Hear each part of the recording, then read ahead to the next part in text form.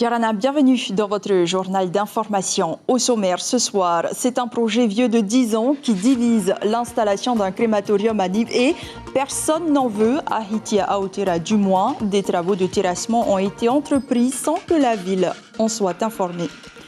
Les poissons nagent dans le bonheur à Tevayuta, preuve que le rahoui porte ses fruits. La zone qui s'étend sur près de 11 km est de plus en plus habitée et les pêcheurs s'en réjouissent.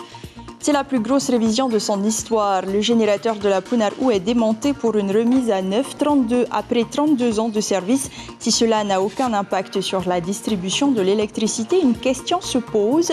Quand le renouvelable remplacera-t-il le thermique? On en parle avec notre invité Jackie Briand, écologiste et secrétaire général du groupe Heyoura les Verts. Après plus de 6 mois d'arrêt, les entraînements de basketball reprennent. Le champion de Polynésie remet sa troupe en ordre de marche pour décrocher cette année encore le titre suprême.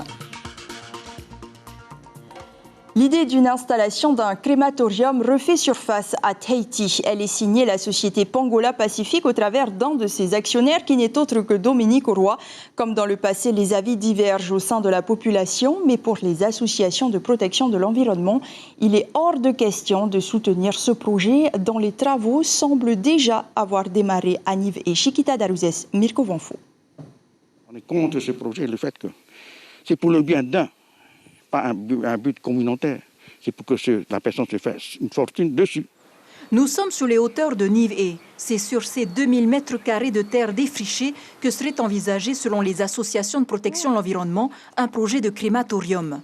L'établissement, s'il venait à sortir de terre, serait exploité par la société Pangola, derrière laquelle se trouve en fait l'homme d'affaires Dominique Roy. Ici, la route, elle est déjà tranchée. Ah bon, il n'y avait pas ça. C'est récent, ça. L'émanation de cette machin, ça va chez nous. Hein? Voilà aussi la crainte des gens, de la population. Deuxième chose, on n'est pas habitué à brûler le corps des gens. Peut-être, ce n'est pas encore le moment, peut-être un peu plus tard. Mais aujourd'hui, les gens sont... Parce que pourquoi dans leur subconscient, enfin le subconscient de la population, de tout le monde, une fois qu'on est enterré dans la terre, un jour on se lève. Il y a 3 semaines, la mairie de Papeete a effectivement reçu la demande écrite du promoteur Dominique Roy. Une missive que le premier maire adjoint de Hitia Aotera a publiée sur sa page Facebook, histoire de sonder la population. Par rapport au retour, bon, c'est vrai que ça reste parmi une certaine tranche d'âge, entre adolescents jusqu'à peut-être la quarantaine. 80 à 90% des personnes qui ont répondu étaient plutôt contre le projet. Nive dispose effectivement de plusieurs plateaux disponibles. Au lieu d'un crématorium, les associations préfèrent que ces terres soient exploitées de manière plus écologique.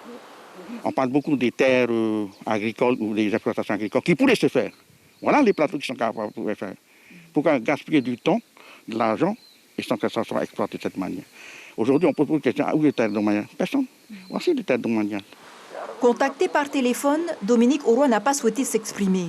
Selon lui, le projet se limite qu'à des écrits. Il n'y a aucun plan pour l'instant, mais les associations de protection de l'environnement seraient prêtes à aller jusqu'au blocage si cela venait à se réaliser. La mairie de Hitia Aotera affirme ne pas avoir été informée de ces travaux de terrassement réalisés au-dessus de Nive. Et Jackie Briand Yorana, merci d'être avec nous ce soir. En tant que militant écologiste, êtes-vous vous aussi opposé à ce projet de crématorium? Non, du tout. Du tout. Il faut pas poser le différend entre M. Roy pour des opérations antérieures aux propos et aujourd'hui à l'interrogation qui est légitime. Je voudrais simplement interpeller sur 2 choses. On a complètement oublié que le placenta fait partie de notre culture de Maui. Qu'en est-il aujourd'hui? Il se retrouve dans le crématorium au-dessus du site dont on parle aujourd'hui. Il n'y a aucun écolo qui est allé dire c'est pas possible, c'est interdit, etc. Donc, il faut aussi repositionner les choses à leur juste place. La seconde chose, rapidement, lorsque l'on dit tu es poussière et tu retourneras en poussière, regardez comment on enterre nos gens aujourd'hui. C'est dans des caveaux cimentés hyper scellés. Si d'aventure à la fin du monde on devait s'élever, comment ils vont faire pour se lever cela? Enfin, j'essaie d'aller jusqu'au bout de la démonstration. Et la troisième chose, tu as de l'argent, tu peux amener le défunt en Nouvelle-Zélande. tu n'as pas d'argent, tu ne peux pas amener. Donc, on est face à un choix aujourd'hui de société, mais il ne faut surtout pas rester sur un différent antérieur à la problématique qui est posée aujourd'hui. Donc, nous plusieurs sommes à la choses mairie. Font que les habitants n'en veulent pas finalement. Oui, je suis à la mairie aujourd'hui aux responsabilités. Nous nous interrogeons sur la capacité de notre cimetière à continuer à accueillir dans la structure qui est aujourd'hui. Donc, on ne peut pas rester sur ce constat. Et si justement le projet venait à être proposé à Arouet, est-ce que vous allez le soutenir? On débattra. Je ne suis pas le seul à décider. On débattra au sein du Conseil. En tant que premier maire adjoint, vous avez un avis? Je soutiendrai la démarche et on aura une discussion au sein du Conseil. Merci pour ces premières réponses. On vous retrouve un peu plus tard dans ce journal. Pour ou contre un crématorium, François Pihatet nous donnera son avis dans l'émission L'Invité Café. Le président de l'église protestante Maohi détaillera par la même occasion le programme des festivités du 5 mars. Tombé en désuétude au cours des décennies passées, le Rahoui prouve aujourd'hui qu'il est essentiel pour préserver les ressources marines et l'environnement. À Tevaïota, la zone de pêche réglementée s'étend sur une zone de 10,5 km² de Papara à Mataya. 2 ans après son instauration, le constat est clair. Dans les profondeurs sous-marines, une vie exubérante s'est développée. Sandroli et Hiroterorotua. Il y a un an, ils étaient encore des alevins. Aujourd'hui, ils ont atteint l'âge adulte. 18 ans si l'on compare à l'âge humain. Mais il faudra encore patienter 10 mois avant la levée du Rahoui. Il y a toutes sortes de poissons. Hein. Il y a des perroquets, il y a des maïtos, il y a des houmets, des nasons. Hein. Il y a des trao, il y en a. Et jusqu'à présent, il y a toujours, mais petits. Le comité a décidé ainsi, donc 2 ans, et on irait sur un Rahoui tournant. Tous les 2 ans, on change de récif. Et après, ça veut dire que dans 4 ans, on reviendrait sur cette zone-là pour remettre en place le Rahoui. Georges connaît très bien le lagon de Mataya pour y avoir pêché depuis son jeune âge. Il parle des maïtos, des poissons chirurgiens qui ont pratiquement disparu. Il se souvient encore lorsqu'il ramenait une trentaine de houmets, poissons chirurgiens de premier choix, à chaque retour de pêche. Mais c'était il y a très longtemps. C'est poissonné. Mais à l'époque, il n'y a pas de souci. C'est faire un fusil là-haut, hein, avec son frère. C'est ça le fusil avant. C'est pour cela que l'activité de pêche est interdite. Toutes ces espèces marines auront donc encore le temps de grandir et se reproduire. L'occasion également pour les récifs lagonaires de se refaire une beauté. La levée du Rahoui est prévue en décembre. Après consultation de la population, il sera instauré à Papeari. 8300 foyers polynésiens alimentés en 2020 et 156 000 heures de service au compteur. L'un des plus gros groupes thermiques de la centrale électrique de Punarou fait aujourd'hui l'objet d'une révision pendant plus de 4 mois. Un chantier qui n'a aucun impact sur la distribution de l'électricité, mais qui nécessite de l'investissement et certainement de la réflexion. Stéphane Ratino et Patita Savea. Un long travail. 18 techniciens vont ausculter jusqu'au moindre détail le ventre de la machine. Dans un bruit permanent, pareil à un moteur d'avion, l'inspection fine du groupe est une obligation. Cet outil-là, baptisé du prénom de Titawa, a déjà 156 000 heures de service. Dans la salle, il y a 8 groupes, le cœur stratégique de la production électrique de Tahiti. Ce matin, 5 étaient en service. Ce travail minutieux, sur le numéro 2, d'une durée de 18 semaines, déterminera aussi son avenir à moyen terme. Tout est changé jusqu'au moindre petit joint, tout est nettoyé, tout est mesuré. C'est vraiment des procédures très lourdes et très minutieuses. 156 000 heures de fonctionnement pour cette machine, c'est déjà un âge honorable, comme on dit dans la profession. Ah oui, c'est énorme. C'est une machine qui a très bien tenu. Je pense qu'elle pourra tenir encore un bon moment. Le mix énergétique est le chemin d'avenir pour les politiques publiques. L'hydroélectricité, bien sûr, mais aussi la part solaire, généreuse mais instable, pour cause de cieux capricieux. En moyenne, ces énergies renouvelables représentent 37% de la production à Tahiti. Ce matin, 47%, donc plus de la moitié de la lumière était le fruit des 5 groupes en fonctionnement. Un fait, la réalité de la centrale n'est pas un frein aux énergies renouvelables, elle est l'assurance pour le besoin du pays. Notre obligation est de fournir une puissance garantie. On se doit d'avoir toujours des éléments de production capables de faire face à tous les imprévus. Il y a des discussions qui sont entamées. Par exemple, la réserve tournante aujourd'hui est faite par les groupes thermiques. Cette réserve tournante sera faite par d'autres équipements. On a un projet de générateur virtuel, c'est le projet Pluto-IRA. Validé et financé, ce générateur virtuel pourrait être en service dès la fin de l'année 2022, mais les groupes thermiques sont encore à l'ordre du jour pour un certain moment. À Tahiti, l'énergie annuelle délivrée par la centrale de la Punarou est à 60% produite par du thermique. Jackie Briand, est-ce que c'est encore beaucoup trop selon vous ? Si on se rappelle que le pays s'était engagé lorsqu'ils sont allés à la COP 21, le président du pays, le ministre, il nous avait annoncé que ça y est, on était sur la bonne voie. Il faut regarder 5 ans plus tard, les chiffres n'ont absolument pas changé. À la virgule près, on est exactement dans la même situation qu'il y a plus de 5 ans. Donc manifestement, c'est pas la priorité. La transition énergétique n'est pas la priorité de notre pays. Elle a un petit peu augmenté. L'hydroélectricité, notamment, est passée de 30 à 35 entre 2019 et 2021. Le solaire, aujourd'hui, représente 5%. Le défi du pays est d'atteindre 75% d'énergie renouvelable dans son mix électrique dès 2030. Est-ce que c'est réaliste ou c'est une utopie ? Je vous renvoie à vos chiffres. Faites le calcul 5%, multiplié par le nombre d'années pour arriver à 70 et vous verrez, on sera arrière-grand-père, on ne sera toujours pas à nos 70%. Parce que parallèlement à cela, la consommation continue à augmenter.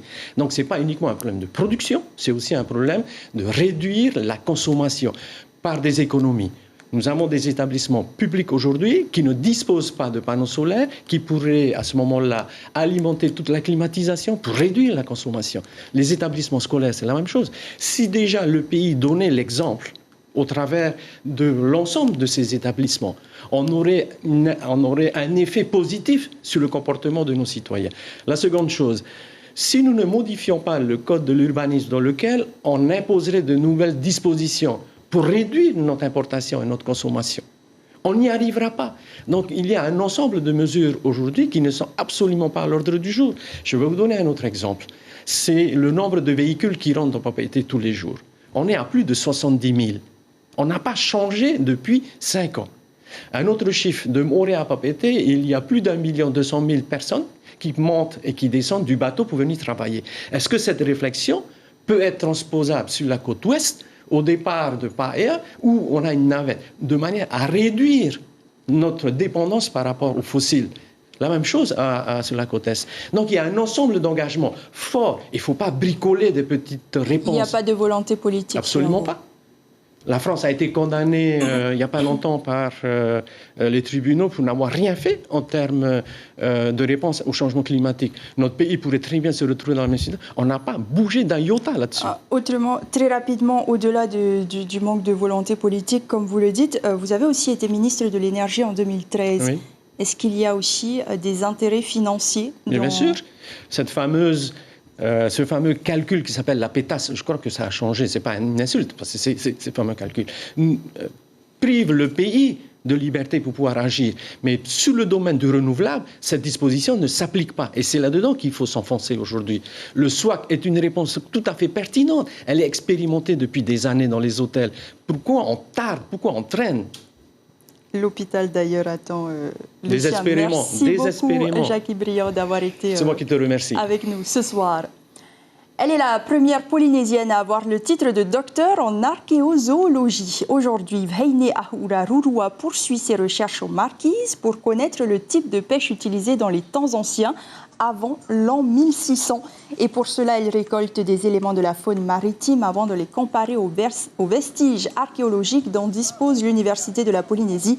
Vheine Ahura Rurua nous en dit plus au micro de Marie Curva. Je suis ici pour récolter des poissons auprès des pêcheurs. Je récolte des létrinidés, des carongidés et des lujanidés pour pouvoir récupérer le squelette. Et ensuite, je vais les documenter, c'est-à-dire que je vais décrire la forme, les tailles. Et à partir de là, je vais pouvoir faire des applications en archéologie où l'on retrouve des milliers d'ossements de poissons.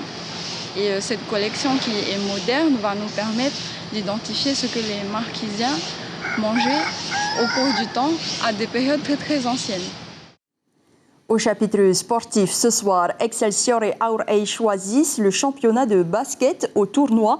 Les deux équipes favorites préfèrent s'affronter sur un plus grand terrain, là où les enjeux sont plus importants. Les entraînements ont donc repris dès la semaine dernière. Les détails avec Marouki Duri. Après plus de 6 mois d'arrêt, les entraînements de basketball ont enfin repris depuis la semaine dernière. Il faut donc retravailler les automatismes. Car le basket figure parmi les disciplines les plus impactées au niveau de la pratique par la crise du Covid-19. Au sein de l'équipe senior du club de Aurey, vainqueur de la Coupe de Polynésie l'an dernier, l'heure est encore à la préparation. Chaque jour, je récupère un petit peu des basiques, ça commence à aller. C'est cool, il y a une bonne entente, donc c'est cool. 2 semaines pour se préparer, c'est un peu court, quoi. Donc ça va être chaud pour la reprise. Le but, c'est d'éviter de se blesser surtout, quoi. Car dès vendredi, un tournoi de reprise est organisé. Excelsior et Aurey, les deux meilleures équipes de la dernière décennie, seront aux abonnés absents pour les mêmes raisons.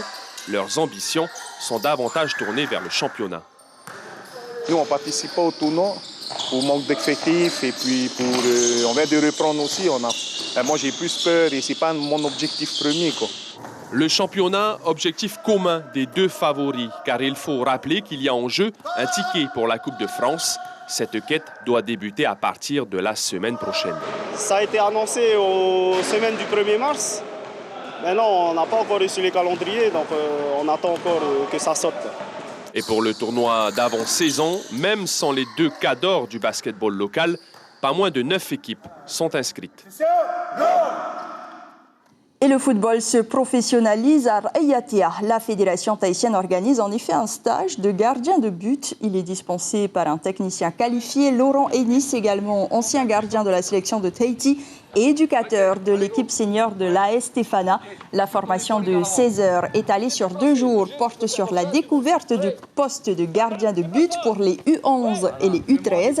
Une dizaine d'éducateurs l'ont suivi avec pour objectif principal de décrocher la certification fédérale de gardien de but. Laurent Ennis répond à Julien Vescovali. C'est pour s'occuper des gardiens U11 et U13. Donc U11, tout le monde peut jouer dans les buts. Les U13, c'est surtout, il y a la spécificité du poste. Donc ça peut s'adresser aux joueurs U11, aux joueurs U13. Suivant la catégorie, on adapte par rapport au public qu'on a. Et en ce qui concerne le district de Raiatea, il y a 10 éducateurs des différents clubs de Raiatea pour justement être des éducateurs et s'occuper spécifiquement de l'entraînement des gardiens de but. La formation s'est terminée aujourd'hui. On reste à Ayatea où la population a fait ses adieux à Ikana Terinoho. Le sage qui s'en est allé à 72 ans a réuni autour de sa tombe des centaines de personnes, dont des professeurs, des musiciens, des taoua et des représentants politiques de tous bords. Tous lui ont rendu un vibrant hommage et tous s'accordent à dire qu'il était un homme de culture. Sylviane Teroatea, ex-maire de Uturoa, répond à Julien Vescovali. C'est très émouvant aujourd'hui puisqu'il a eu un accueil royal pour son départ. Et aujourd'hui, je dis, il le mérite parce qu'il nous a tellement donné. C'est l'homme de culture. La culture, il a dans la peau. La culture, il a dans sa vie. Il le vit tous les jours. Escale dans le Pacifique à Futuna où existe un refuge pour tortues. Construit par des passionnés de la mer, ils ont aménagé un lieu de vie pour ces reptiles à l'intérieur de leur maison. Le but premier de cet élevage étant la sensibilisation de la population à la protection de cette espèce. Le reportage de nos confrères de Wallis et Futuna, la première. Avec leur carapace marron, ces petites tortues sont sorties de leur coquille il y a presque 2 mois maintenant. Et depuis, elles vivent dans cette glacière remplie d'eau de mer. Aux alentours de midi, ces petites créatures attendent impatiemment leur nourriture. Nous les nourrissons uniquement avec du poisson. Une fois décongelés, on découpe le poisson en morceaux avant de leur donner. On les nourrit 1 fois par jour en fonction de ce qu'on trouve, même si des fois, ce n'est pas assez pour ces petites tortues. C'est en 1999 que Falakiko et Natalia ont commencé à élever les tortues. Une fois qu'elles ont grandi, le couple les a libérées. Et depuis octobre de l'année dernière, les femelles n'arrêtent pas de venir pondre leurs œufs sur le côté plage. Pour protéger les petites tortues dès qu'elles émergeront à la surface au moment de l'éclosion, Falakiko et Natalia ont sécurisé le trou où se trouvent les œufs. Nous savons tous qu'une fois que les petites tortues sortiront de leur coquille, elles seront attaquées ou mangées par les prédateurs ou même leur mère. Raison pour laquelle nous avons décidé de les élever et de les libérer quand elles seront un peu plus grandes. L'idéal, ça serait de les élever dans un bassin un peu plus grand et spacieux. Après manger, Falakiko doit changer l'eau de mer dans la glacière. Ces petites tortues retrouveront la mer d'ici la fin de cette semaine, dès que les autres œufs vont éclore. C'est ainsi que s'achève ce journal. L'information retenue pour ce soir est celle-ci. C'est un projet vieux de 10 ans qui divise l'installation d'un crématorium à Nives et personne n'en veut à Hitia Aotearoa du moins. Des travaux de terrassement auraient été entrepris sans que la ville en soit informée. L'installation d'un crématorium renaît au travers de la société Pongola Pacifique dont un de ses actionnaires n'est autre que Dominique Auroy. Et à la une de vos quotidiens demain, la dépêche de Tahiti titre sur les armateurs condamnés à verser 249 millions de francs au pays à propos du tonnier échoué à Arutua. Et Tahiti Info fait sa une sur les 144 victimes indemnisées en 2020. Merci pour votre fidélité. Votre série américaine SWAT est de retour avec 2 épisodes diffusés après ce journal. Très belle nuit et à demain.